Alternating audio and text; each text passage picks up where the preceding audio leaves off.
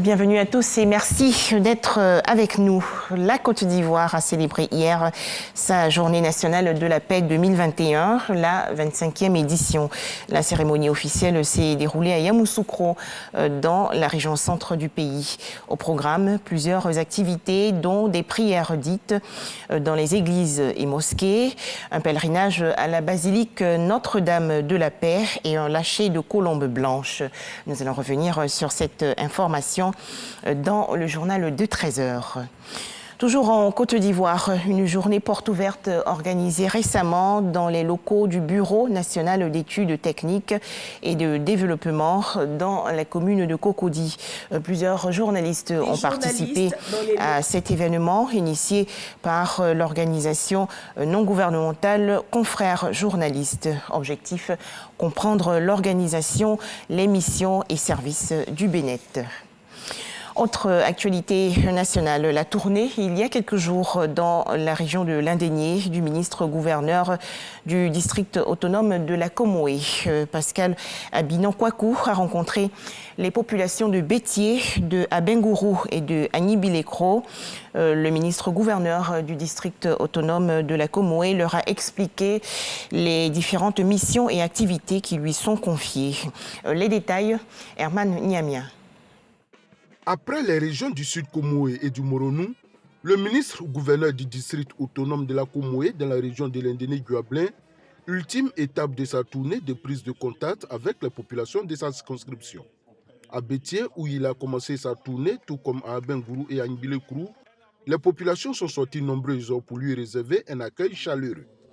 Des populations qui voulaient en savoir un peu plus sur les missions de ce nouvel outil de développement mis en place par le président Alassane Ouattara. Nos populations ne connaissent ni les contours, ni le contenu institutionnel des districts autonomes.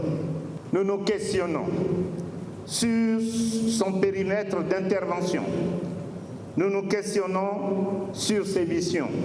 La cérémonie de ce jour vous donne l'opportunité de dissiper ces inquiétudes en apportant des réponses à ces questionnements.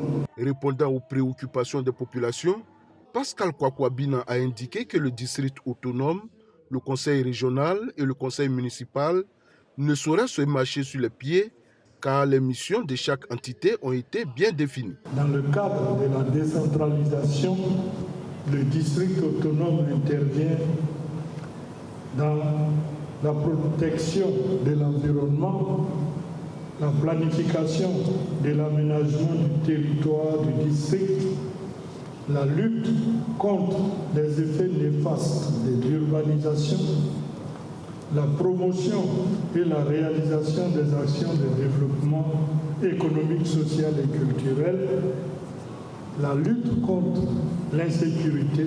Le président a tout fait pour que les trois structures, le district, le conseil régional, les communes, personne ne marche sur les pieds de l'autre. Ça a été fait sciemment. Après avoir expliqué les missions et la composition du district autonome, Pascal Kwaku Abinan a demandé la bénédiction de ses parents pour la réussite de sa mission.